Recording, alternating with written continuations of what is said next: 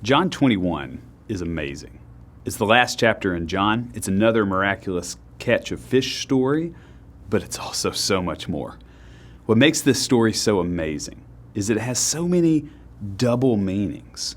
It also has humor, allusions, pronouncements, theology. Honestly, this chapter has just about it all, which is its point. John 21 is the epilogue. It's written in a way that captures the collective of the gospel, offering us one final image of things to come and how things unfolded. Similar to how John 1 introduces all the major themes of the gospel in its prologue. Well, this is the epilogue, and it takes one more lap at them all.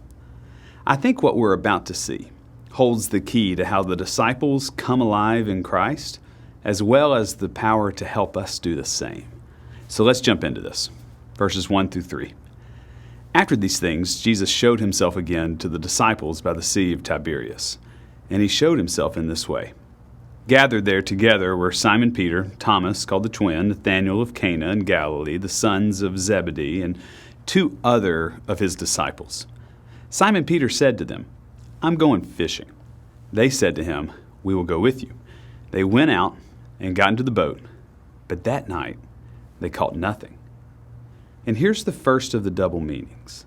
John is all about light and darkness. Think about the prologue. Light shines in the darkness cannot overcome it. The Word is the true light that enlightens everyone. Think of Nicodemus coming at night to hear about how to be born again, or think of Jesus' pronouncement, "I am the light of the world," at the Festival of Lights. Darkness and light is a major motif for John, and we see it here again. The disciples are fishing at night. Now that's normal. They're experienced fishermen. They know the fish bite better at night. But not this night. Tonight they catch nothing. And this matters. The next double meaning here is that the disciples are overcome by the darkness. Even in what should be their bailiwick, fishing at night, they caught nothing. There's no success, no reward, nothing promising happening in the dark. If you bring in the other gospel stories, Jesus tells them to stay in Jerusalem, but now they fled to Galilee. Why? Are they still scared? Is this why the scene starts off at night? When you start paying attention to these double meanings, you realize that John 21, it's not really talking about fishing. The story is pointing us to something much, much deeper. Verse 4. Just after daybreak, Jesus stood on the beach. And here, Jesus is the light of the world, arriving at daybreak. Again, this is a double meaning. But the disciples don't know that it was Jesus. It sounds a lot like Mary Magdalene in the garden from John 20. Again, double meaning. Verse 5. Jesus said to them, "Children, you have no fish, have you?" They answered him, "No." He said to them, "Well, cast your net on the right side of the boat, and you will find some." Now this mimics the great catch of fish from John 6. Again, double meaning. So they cast their nets, and now they were not able to haul it in because there were so many fish. Verse 7. The disciple whom Jesus loved said to Peter, "It is the Lord." When Simon Peter heard that it was the Lord, he put on some clothes, for he was naked, and jumped into the sea. But the other disciples came in the boat, dragging the net full of fish, for they were not far from the land, only about 100 yards off. The details in this story are unbelievable. We don't get these in any other places in the Bible, especially the humor.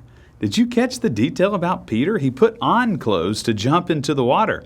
He's fishing in a boat with his friends, naked. I mean, you can't make this stuff up. Also, did you catch that the fish were so many they couldn't haul it in? They had to drag them to shore because it was so heavy. Again, double meaning. But what could it mean? I'm going to tell you in about 7 minutes. Let's keep reading. Verse 9. When they had gone ashore, they saw a charcoal fire there with fish on it and bread. Again, double meaning.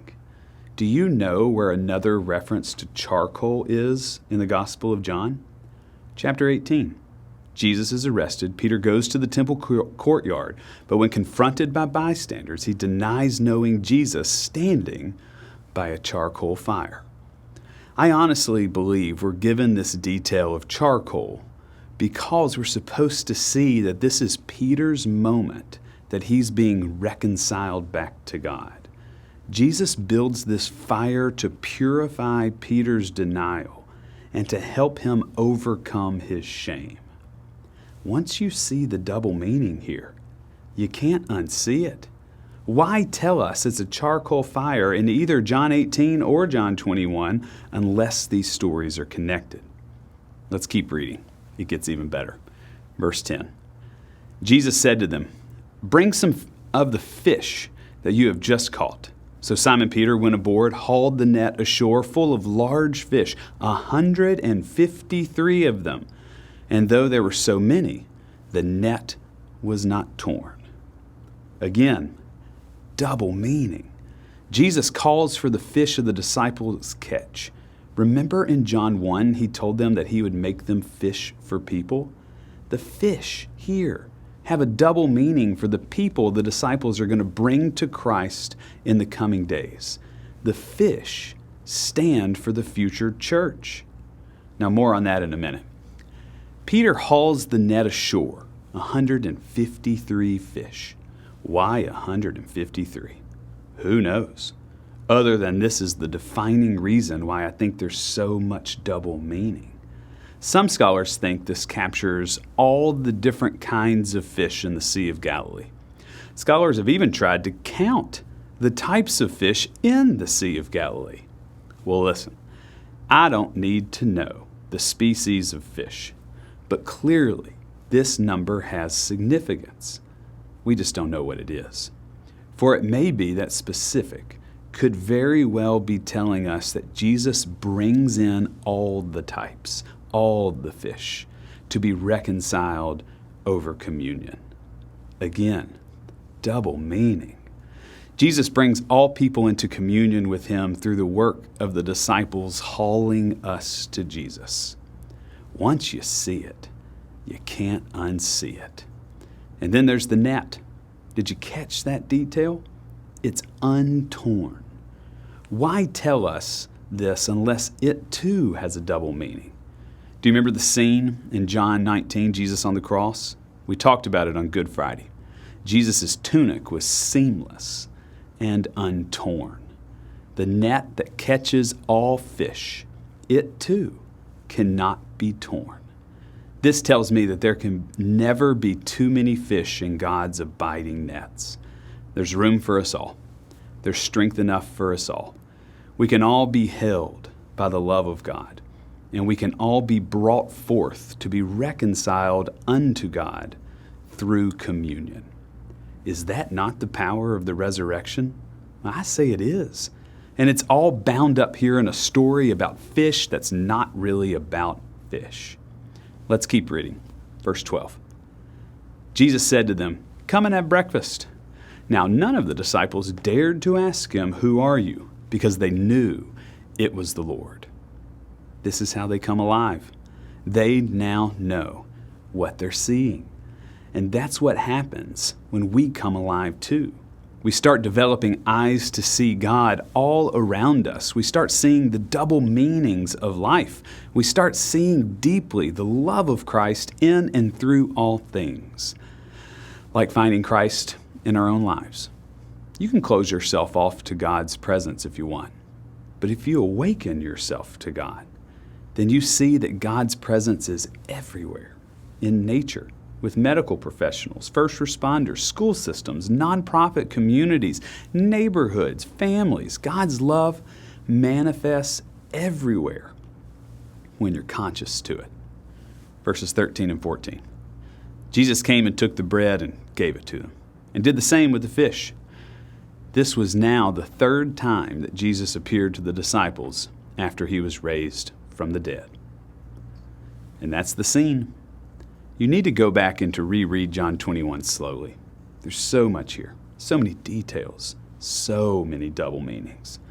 John 21 reconciles moments in the past and offers it for the future. This chapter is utterly amazing. Now, I want to bring all this together. I'm going to offer just two more thoughts, which I think bring together the main point of all of this. And we have to go back to verse 5. Jesus said to them, "Children, you have no fish, have you?" They answered, "No." I waited to say this until now because I needed you to see everything else. But did you catch what Jesus calls the disciples on the sea? Children. Why? This is not a common address. It's not even true. They're grown adults. Is it meant to be mockery? I don't think so. That doesn't fit. With all the double meanings flying around, what could the disciples being called children mean? If you study John, then you most definitely have read the prologue, John 1 through 18. It's a highly sophisticated poem. It's written in a chiastic structure that introduces us to the main theological themes of the gospel. And when you work your way through it, you arrive at a central, singular declaration, a hinge for which the entire gospel and the entire Christian community turns. John 1:12. But to all who receive him, who believed in his name, he gave power to become children of God. The Gospel of John is an epic story about how Jesus helps us become children of God, bringing us into the family of God, reconciling us unto himself. And in John 21, when the stakes are so high, the meanings of everything are doubled. The fish, the net, the night, the day, the charcoal fire, they all matter. And so does this line, "Children, you've caught no fish, have you?" The disciples are no longer being given the power to become children of God. Now they are children. They've received the power, and so can we. Jesus has done it. He's reconciled us all unto himself. We can all be children of God, just like the disciples.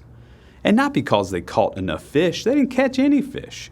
They didn't earn this reward. It was a gift given unto them as it is to us, by God, through Christ, unto death and into new life. This is how everlasting life works.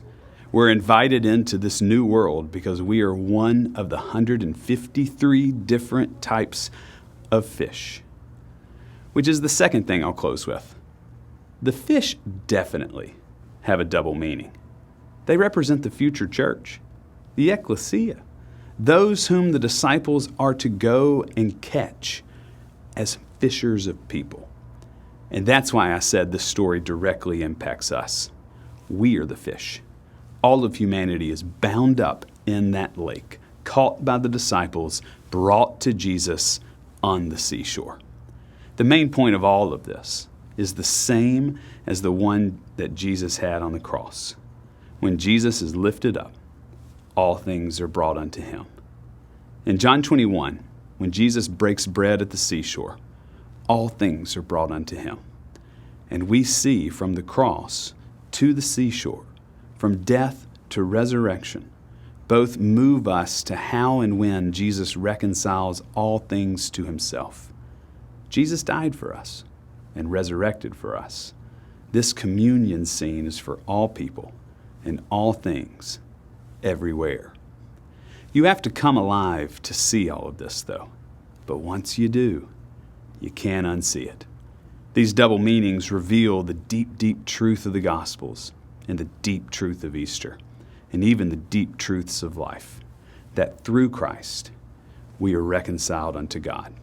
All people, all places, all things. The net that holds us cannot be torn. The voice who finds us calls us children. The fire burning reconciles our past. The communion breakfast nourishes us. And in all of this, we realize we matter to God. All people, all places, all things.